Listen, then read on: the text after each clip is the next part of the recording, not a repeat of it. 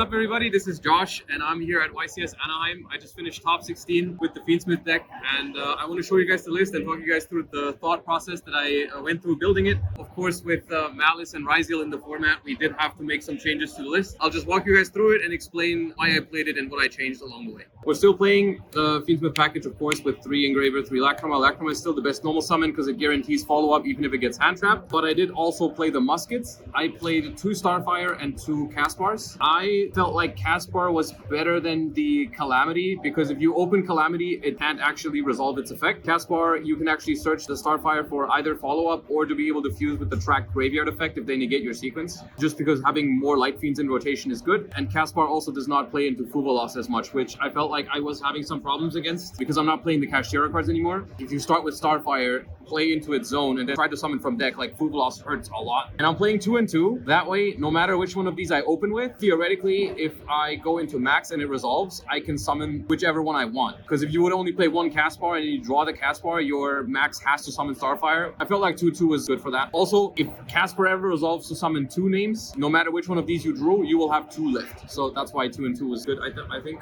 And then there's the 1 Larry. And then there's 3 Tracts and 3 Fiendschmidt Sanct. I'm just maxing out on engine because there's no secondary engine anymore. You gotta open your access to the Fiendschmidt cards, otherwise you won't really be playing. This is like the worst starter by far, but still better than nothing. I do take 2 of those out going second. You have a better chance of drawing engine when you draw 6 cards. And then there's the 1 Paradise. Part of the reason why I took out the Kashtira cards was I think it makes the deck even weaker to Nibiru if you commit an extra body early on. And also I really like the fact that I only have 1 bat draw in my deck now and not 2 anymore with the Birth. The deck is 40 cards now, so I felt more comfortable with only 1 brick in it. So that's the engine. For non-engine, we're still doing a lot of hand traps, although it is less. With Ryziel in the format, I felt like the average number of hand traps you want to see was slightly lower than before because there's significantly less Snake Eye and Yubel now. They still exist, but you just don't want to see like 4 hand traps in your hand anymore. Versus Ryziel, you ideally want to draw a hand trap for the duo drive. That's what you care about the most. And then Nibiru, I just thought was really good for both Malice and Ryziel. Nibiru is actually quite strong into Ryziel if you negate the duo drive and cut them off of access to the field spell, because then they just have no other option but to extend into a detonator and then get nibbed pretty much. So nib +1 is really good against Ryziel. And Veiler is just all around very solid. Obviously Ash. I played 2 Ogre, 1 Mourner instead of 3 of 1 because I didn't feel like there was a huge difference in quality between the 2. So I just wanted to have a smaller chance of drawing the same one twice. I do cite the remaining copies of these in case I do run into Snake Eyes. I played against 0 Snake Eyes, but I still wanted to respect it because the deck is still scary. So I just moved the additional copies to the side deck. And then it still is 3 Imperm and 3 Dominance Purge. This is by far the favorite card for me in this deck because it can't get cross out, it can't get called by, it doesn't trigger talents. And if you draw Imperm plus Purge against Ryziel, you can actually use the Imperm on their first starter just to check if they have an extender. If they don't, they'll just pass. Even if they special an extender from hand, you can use Purge and it'll just destroy it. They can't even get the duo drive. It's really good. So this is just 18 and I did play 3 talents and called by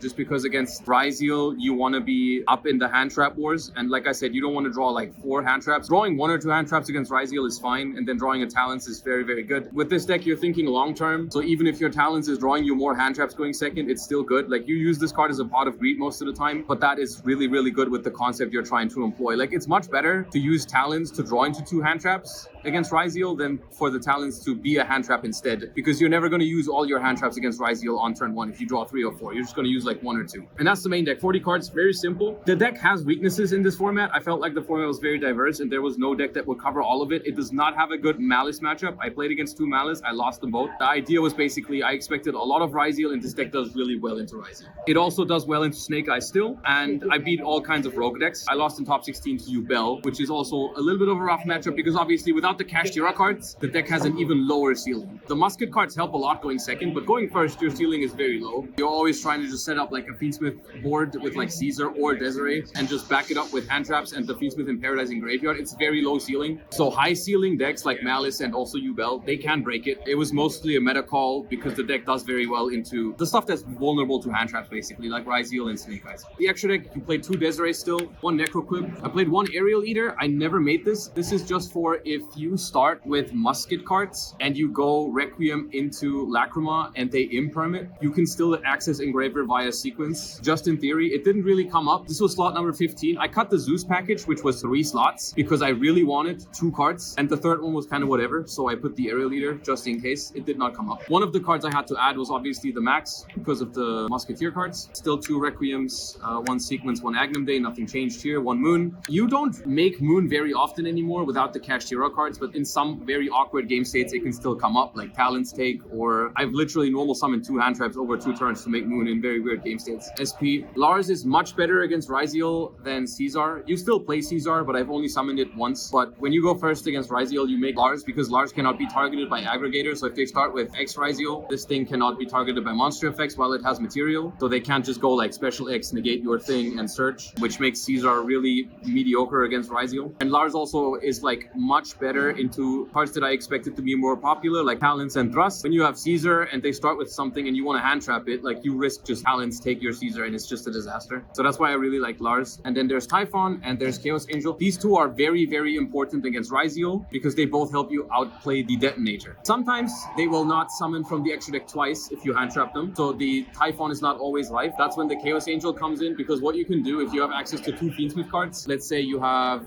I don't know, Sanct plus Lacrima or something. You can go Sanct into Requiem, tribute to Requiem. At that point, they have nothing to pop with their Detonator. You just summon a Fiendschmidt and normal summon the Lacrima without effect, and then you can make the Chaos Angel to banish the Detonator, and it is unaffected by monster effects, so the Detonator can't pop. You still have all your Fiendsmith stuff in rotation, and you've just outed the Detonator, and then you have like ideally 1 or 2 hand traps for the follow-up turn alongside the Fiendsmith in Paradise. The Ryziel matchup is not that hard if you do that. And then of course, if they do still manage to go through Duo Drive and Detonator, then you can just Typhon. So that's the extra deck. For the side deck, I still played Perulias. I have drawn 0 cards off of Perulia because it either got negated or my opponents just passed. In theory, it's still really good, but it just wasn't very good for me this weekend. I haven't really resolved it. 3 Lancia, because like I said, it's a very diverse format and it's only for Malice, but Malice is really, really hard for this deck, so I still wanted to play it. I did win the games against Malice that I drew it. I just didn't manage to draw it in any of my game 3s against the deck, but it helps a lot. And then we have some remaining hand traps that we didn't fit in the main deck. There's the 2 remaining Warners and the remaining Ghost Ogre, and 2 Bells, because I figured there was a chance that some people were going to play Labyrinth as well, because it's supposedly good against Ryziel. Didn't see any Labyrinth, but Bell comes in a bunch of random matchups. It is good against Malice too, because you can Bell the Reborn Trap and just other random stuff. I would also put it in against Snake Eye just to have more outs to want it. Then I played Kuri Photon, because as you notice, I have to put a lot more hand traps into my side deck now because we're not maining as many anymore. So we don't have the crazy trap lineup that we used to. So the Tenpai matchup is actually really hard. Also the Kashtira cards, you do miss them in the Tenpai matchup. So having access to 7 copies of this card with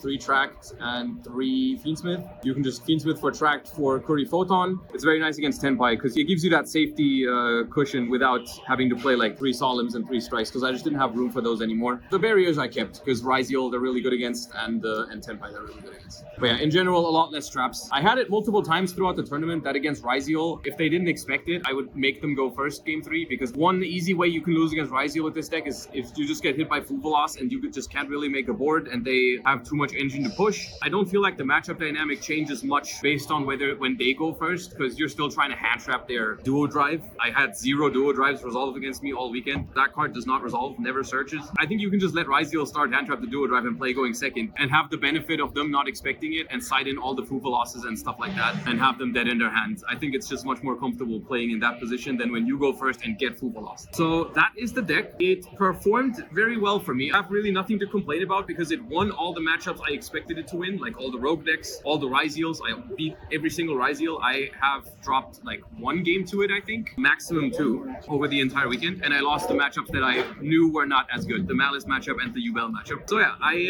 hope you enjoyed the deck. Make sure to like, comment, and subscribe. Thank you for watching. See you guys next time. Bye bye.